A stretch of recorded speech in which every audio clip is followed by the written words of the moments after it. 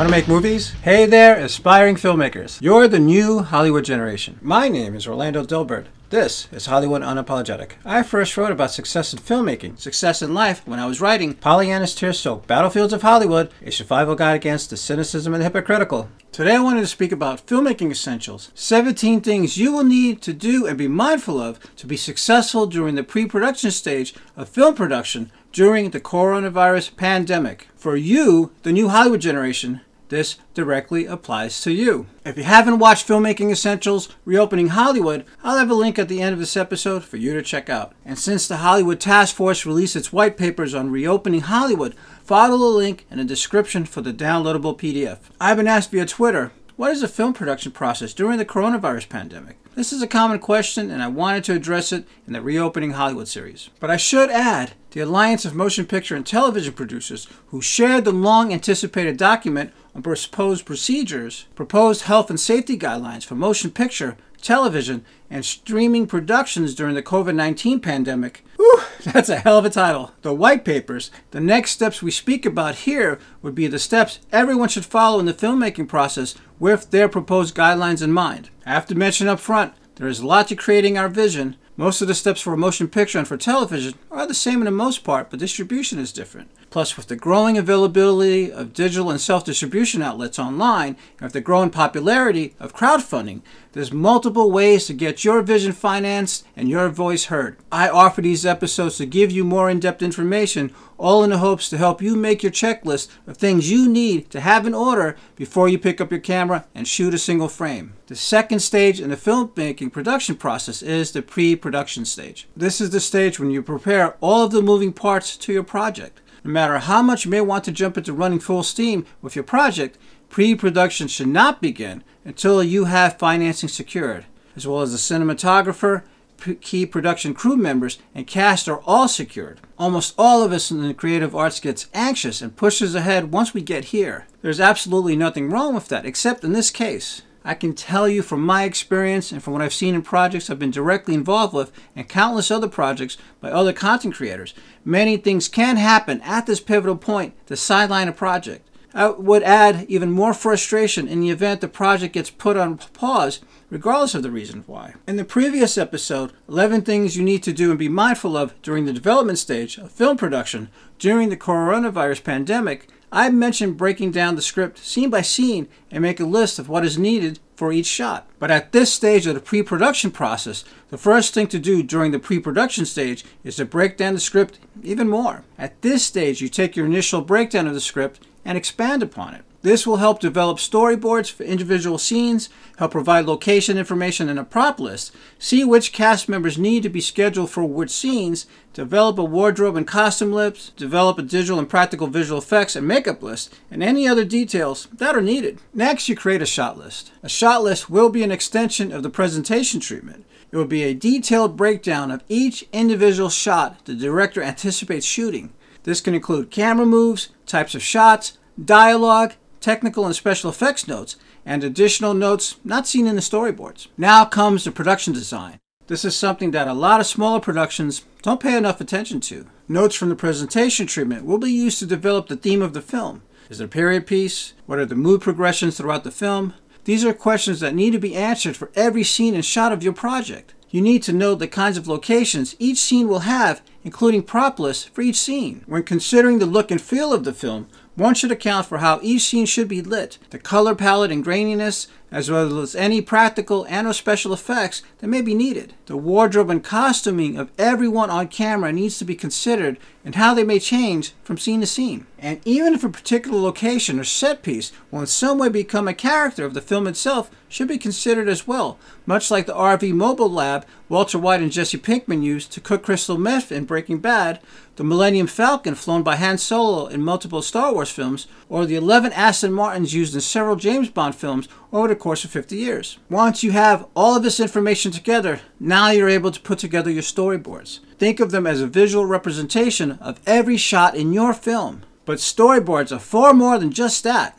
They should include camera movements and blocking of your on-camera talent, as well as set pieces and props that are in the shots. If there are any special effects, visual or audible, that should be included, as well as prominent lighting cues and any purposeful use of shadows. Think of how the shots and lighting work together in film noir. And they should be of every angle, B-roll, and everything you plan to actually have in your film. I was invited to come meet some of the animators for, I think it was for the first Shrek film years ago. I remember seeing the storyboards for the film. Every single shot was on a wall that spanned a whole floor of the building. Yes, thousands of individual boards, clearly marked and on display as a visual reference for everyone involved to see whenever needed. Every one of your projects should have the same exact attention to detail. Now it's time to find and secure your locations. Once the shot list is completed, it can be used to generate a separate list for locations. Usually a location scout will drive around to different production-friendly locations with a still camera and take several photos of exteriors and interiors,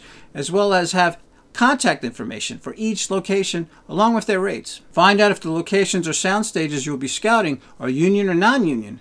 This can have a direct impact on everything from your budget, load-in, setup, and strike times, as well as even dictating how many of the union's people will be required to be on hand. Most location scouts already have a database they can access based on where they have been before. Keep in mind you have to account for access to crew and gear, availability to power and what its limitations are, ambient sound, parking and security, and bonding and permit requirements. It would be a good idea to take storyboards with you on a site survey and block where you would have your cameras, lights, props, and talent. Take a lot of photos, not only of the point of view for each camera view to be shot, but also shots of outlets and breaker boxes, spans, doorways, and anything and everything you see that can be used to benefit the production, or things that could be a possible restriction. Be mindful of where cables may be run. Make a note if there are fluorescent light fixtures and where they are, even if they're not in your shots.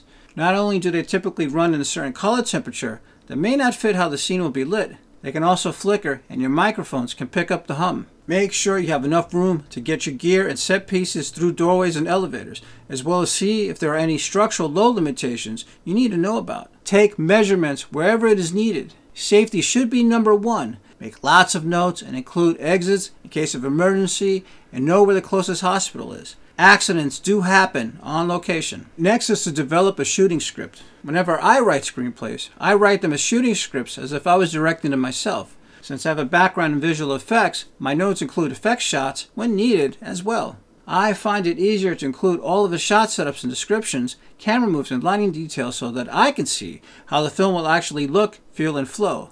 I am also mindful of my producing my own content as part of this process. Most directors and producers, however, do not want to see a shooting script when they first read a script. They will usually just stop on the first page or two and be done with it. For me, it's easier to take out all of those details once a screenplay is written than it is to add them later. But that is not the norm. Since shooting a film is a collaborative effort, the initial vision, when it was first written, will most likely change. This is especially true if you're not directing your screenplay. In this context, the shooting script will be based on all of the work done thus far and will help to develop the specifics of the director's vision, which may be different from what the writer of the original text had in mind. The shooting script needs to establish the environment and show how, when, and why the characters and camera move through each scene. If the camera is to follow a character, that needs to be clear.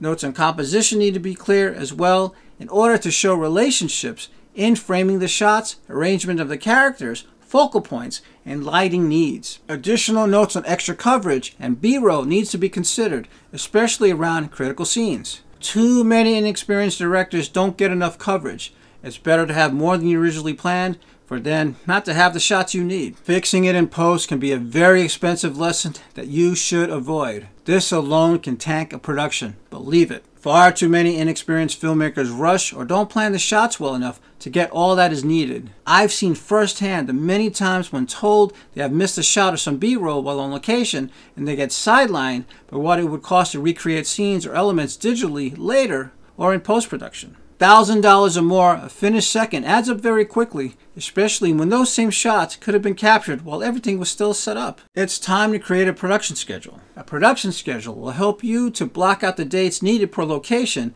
help with scheduling of cast and crew, and securing permits and security when needed. Allow time for move-in, setup, construction, and striking of sets and gear. Also allow for additional takes, capturing of room tone, and anything else you may need on your particular shoot. Remember to include time for lunch and dinner. For many, their first few productions have some budgetary restraints. You may be able to get some people to help out for little or no pay, but at least make an effort to feed them. Even if someone working on your production does it for the experience and for the credit, they will remember that you fed them that day. Now it's time to begin your casting. Bad actors can tank even the best of scripts, and good actors can only carry a mediocre script so far. Finding the right person to fill the right role is important. The best casting directors used to find actors performing in theater productions. It's obvious when you watch films from the 30s through the early mid-60s by how they perform and how the shots were blocked. This process slowed considerably during the 70s when the formulas the studios were writing were being rewritten. It's more important for you to find a person who fits the particular role rather than someone who is a friend or someone you may think is cute. Your production deserves that you take the time to find the right person for the role. Since you know who the characters are and their backstory, you may be able to find everyday people that fit those roles who are comfortable in front of the camera. Check out local theater companies, local acting resources through theater programs, and nearby schools and acting classes, and even Craigslist.com. If they are not truly right for the part, don't cast them. When possible, have auditions and cold readings in front of a camera. Not only will this give you a visual reference of the person in the performance, but you'll also see if the person freezes up once they know the camera is rolling. Many people do. Also make sure you have your auditions in a separate room from where everyone else is waiting. You want them to be comfortable and you need to get the best that you can from them for those brief moments. Let the actors know when they can expect a callback from you and make sure you follow through. And last but not least, consider having callbacks. If you need to see more from anyone, callbacks are not at all unusual. Now it's time to hire a crew. We all want to work with people we know and are comfortable around. Sometimes, however, that can be a costly investment. When possible, hire the most qualified person you can for each individual position needed, as opposed to bringing on a distant cousin or your girlfriend's younger brother. The person isn't hungry for the experience or doesn't seem to truly be motivated. Most likely it will cost you and or the production in some way in the end. Don't wait until the last minute to make your calls, and make sure to have a list of backups at the ready if someone doesn't show up. Los Angeles is notorious for no-shows. Based on the work you've done so far, take into consideration if your director of photography will need an assistant, especially if you have complicated camera dolly moves or focus pulls. Having a dedicated gaffer is a good idea. Make sure you have someone who will be recording sound and a competent boom operator. The one thing that ruins so many productions at the beginning of one's professional career is bad sound. You'll hear it in a lot of short films. Also, you'll want to hire someone who will be taking a log during production and a continuity person as well. That's the one with the Polaroid camera, making sure everyone's costumes and hair look the same from the day before. Finding the right person to set up your lights is crucial. Last but not least, make sure you have enough production assistants as well. I don't think PAs get enough credit. They're at the bottom of the food chain and do a lot of heavy lifting. They're essential to keeping things moving forward. Remember, the more people you have to delegate to specific jobs, the more time you can dedicate to directing and getting the best performances out of the actors. You want to prepare your costumes, props, and set dressings. This is another area that often doesn't get enough attention on smaller film productions, as it should. It drives me crazy watching a war or sci-fi film and everyone on camera is wearing brand new looking uniforms, or a scene that takes place in a bar or a pool hall with a bunch of bikers wearing brand new leather jackets with no wearing at all. And the same goes with brand new uniforms on so many crime dramas on TV. Ugh. Even women wearing the wrong hairstyles to that particular period is a detail I catch.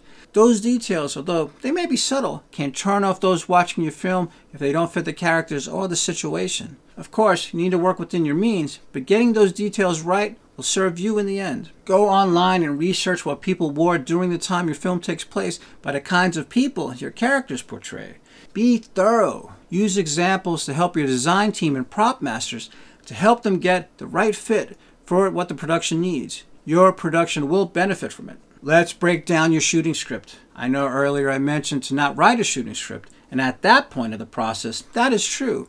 But at this point, you should know whether you are directing and producing your project, as well as whether someone else will be directing and you are producing. As the director, you would want to know where each scene in the script lives. Make sure that the scene numbers are in the script. Bracket off each intended shot and designate each shot if you're using multiple cameras. Cam A, Cam B, Cam C, etc. Make sure each bracket has a shot description. You need to allow overlap in action so that when your editors get the shots, they have options. Leave some pad. Make a floor plan as you envision the scene. This will help you when blocking cameras and the actors, setting up lights and the props, and help you analyze how dialogue will be given. Make sure to get card rates. When putting together all of the moving parts and the individuals to help put the film together, you need to get high and low prices from everyone. Often you will find people can be somewhat flexible if they believe in your project or if you are a student. Rental houses sometimes give discounts on gear over weekends or for student productions. This is also true when looking at your post-production options. Although post-production is its own stage of the production process,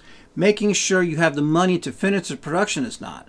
Too many productions run out of financing near the end of principal photography and have to find gap financing or different distribution options to get them through. When speaking to someone about what the rates are for their services, ask them what the card rate is. The card rate is the standard hire charge that just about everyone pays across the board.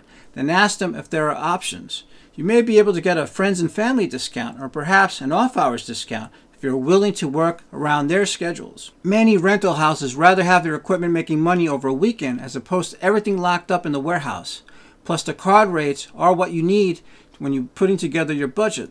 There will always be unforeseen issues that come up and you need to have some padding to ensure you can pay for them. Music licensing is huge. Music licensing is a licensed use of copyrighted music with the purpose to protect the owners of the copyright and make sure they are compensated for the use of their works. There are limited rights to use the work without separate agreements, which can be determined by the numbers of copies of the film has been seen and its total revenue. It may also include additional payments if the film is financially successful above a certain agreed upon threshold. DVD distribution must be considered when negotiating, as well as the releasing of a soundtrack for the film will need another set of agreements. The last thing you want is to spend several years of your life on producing your film to only be sued by a record label for the unauthorized use of some ominous audio track in your motion picture your cousin found on his laptop from who knows when. Music licensing is big business. There are composers online that offer different usage options that are affordable and sometimes even free when you give them credit.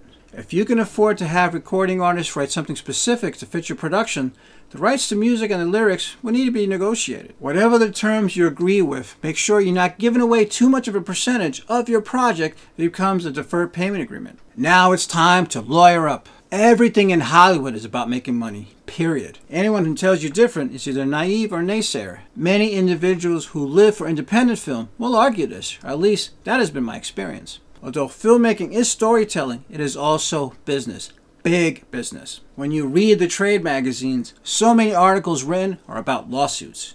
It is in your best interest to make sure your agreements protect you and the production. This includes copyright and trademarks of artwork for the film, your production company, and branding you plan on doing as part of the film's promotion. If you go into production with an honest understanding and acceptance that your project is a product, it will serve both you and the production best. Please don't get me wrong, I'm not in any way inferring you should sell out or feel you can't be passionate about your ideas.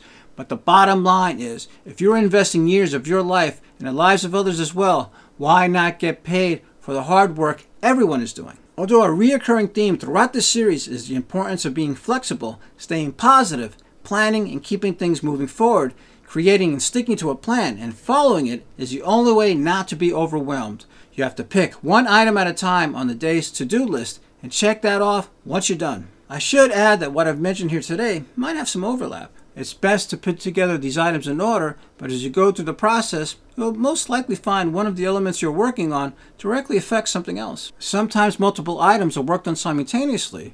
If you're a one-man or one-woman show, it may be a bit difficult to do, but like with anything else, do your best to do one thing at a time and don't let it overwhelm you. Have fun with it. Being part of any film crew, you have to accept it is a very tightly run unit. And as I mentioned throughout the series, we as members of the new Hollywood generation are all in it together. We're all in close proximity of one another. And under normal circumstances, sometimes our lives are at risk while on the clock. Today the risk is higher, and this new way of working and living may be with us for months or even years to come. Be safe, be smart, take it all one day at a time, and don't forget to be great. I'm going to add a link at the very end to the episode, Filmmaking Essentials, Reopening Hollywood. If you haven't checked it out, I think you'll dig it. Are you ready for the challenge?